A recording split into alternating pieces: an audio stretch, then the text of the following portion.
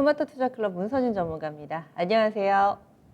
네, 안녕하세요. 네, 오늘 장 한마디부터 알려주세요. 네, 오늘 장 한마디는 금리의 내성을 가지는 시장이라고 정해봤습니다. 좀 더 설명이 필요할 것 같은데요. 네, 최근 이제 국내 시장을 비롯해서 글로벌 시장의 전체적인 방향성을 결정하는 가장 이제 중요한 건 미국채 10년물이지 않습니까?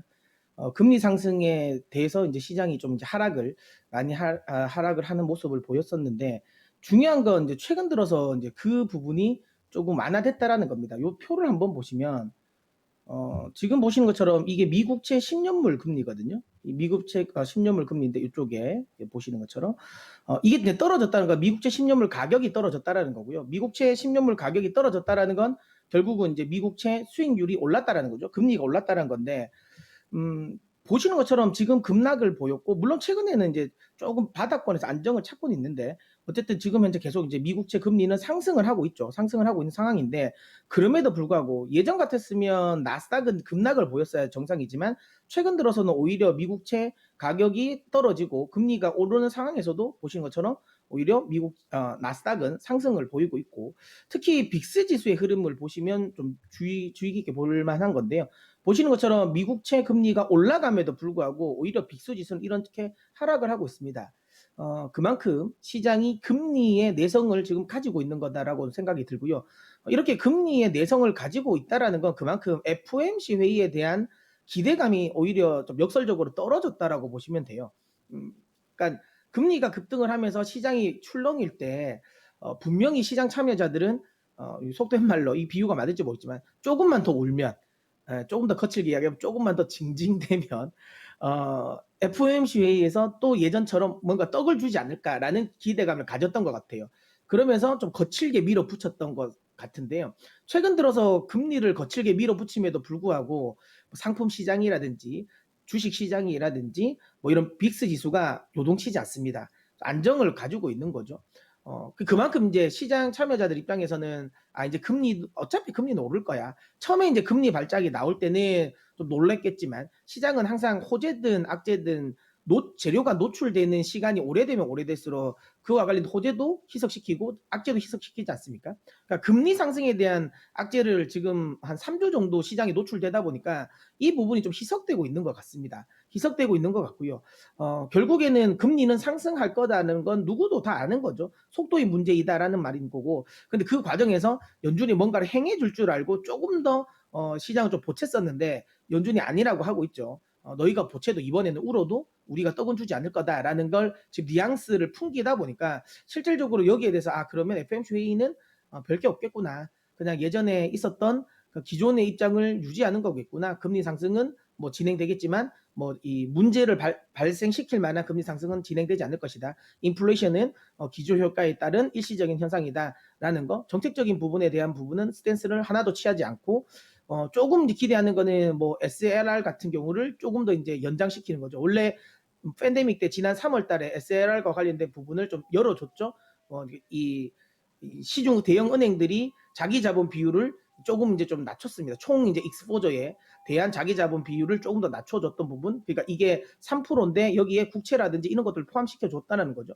근데 이 부분을 조금 더 연장시켜주는 뭐 요거는 유지될 것 같고 나머지는 추가적인 통화 정책과 관련된 스탠스는 전혀 없다라는 거죠. 이게 이제 시장이 아는 것 같아요. 이제 시장이 알다 보니까 역설적으로 금리의 시장이 좀 이제 안정을 오히려 찾아가고 있는 상황이다라고 보시면 되고요. 이 부분은 결국은 시장은 추세적인 하락은 나오지 않을 것이라는 뭐 제가 계속 이제 강조드리고 있는 아직까지는 추세 하락을 걱정할 상황은 아니다라는 거를 뭐 또 뒷받침해주는 지금 현재 상황이지 않을까라고 생각을 합니다. 많은 분들이 지금 현재 상황에서 경기 민감주와 기술주의 이 포지션 전환을 많이 이제 생각을 하고 계시더라고요. 근데 저는 이렇게 이야기 드리고 싶습니다. 단기적인 플레이는 당연히 다우 쪽이 맞는 것 같고요. 경기 민감주가 조금 더 흐름이 나올 거라는 건 저는 맞는 것 같습니다. 아무래도 나스닥이라든지 우리 국내 기술주들이 워낙 많이 올랐으니까요. 근데 장기적인 플레이를 우리가 생각했을 때 기술주 금리가 올라가면 기술주들은 안 좋고 경기 민감주는 좋아질 거다라는 이런 프레임은 장기적인 플레이 그리고 지금 현재 산업 환경에 대한 생각을 하면 맞지 않는 플레이라고 보실 수 있는 게, 왜냐하면 결국에는 경기 민감주가 벌어들일 수 있는 영업이익은 한계가 있거든요. 지금은 기저효과로 인해서 좀 많이 올라갈 수는 있겠지만 결국은 흔히 말하는 철강사, 화학, 뭐 화학 같은 경우는 최근에 진짜 어마무시한 영업이익률을 보이고 있지 않습니까? 근데 이거는 이제 수요가 폭발하고 공급이 팬데믹으로 인해서 망가지면서 따라가지 못하고 있는 상황인 거거든요. 이런 부분은 결국은 정상화가 된다는 거죠. 정상화가 됐을 때 이들 기업들의 영업이익률과 그다음에 기술주들의 영업이익률을 본다면 금리 상승기에, 그리고 지금 현재는 미국은 또 이제 법인세 인상 또 하려고 하지 않겠습니까? 이런 과정에서 경기 민감주가 기술주보다 실적이 더 좋아질 수 있을 것이냐라는 거죠. 예전처럼 기술주가 실적이 바탕이 되지 않은 상황이라면 모르겠지만 지금 시대적인 흐름은 기술주들이지 않습니까? 우리는 5G 폰을 써야 되고, 우리는 전기차에 자율주행에 달린 차를 몰 것이고, 우리는 클라우드를 사용하면서 IoT 상황에서 우리가 일상을 즐기지 않겠습니까? 이런 시대적인 흐름을 감안한다면 기술주의 성장성은 계속 유지된다라고 보시면 되고요. 그리고 뭐 금리가 상승했을 때 기술주들의 뭐 자금 조달 문제가 있다. 지금 뭐 주요 기업들 중에서, 기술주들 중에서 돈 없는 회사가 어디 있나요? 오히려 돈이 너무 넘쳐나가, 현금 흐름이 너무 좋아가지고 넘쳐나서 오히려 쓸 데가 없는데, 그러니까 이게 이런 프레임은 예전 방식인 거고요.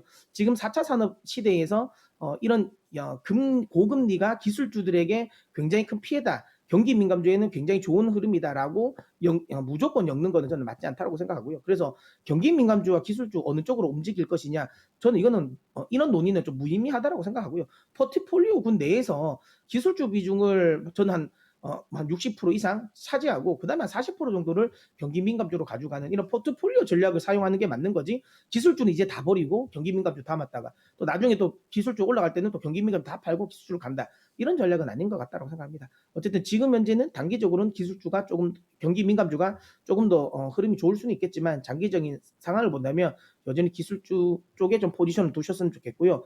그런 관점에서 저는 뭐 여전히 조정은 반도체 섹터, 그다음 2차 전지 섹터의 매수 기회로 삼으셨으면 좋겠다라는 이야기 드리도록 하겠습니다.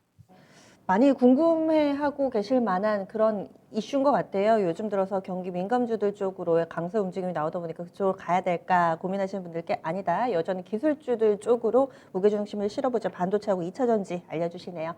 알겠습니다. 오늘 말씀 고맙습니다. 네.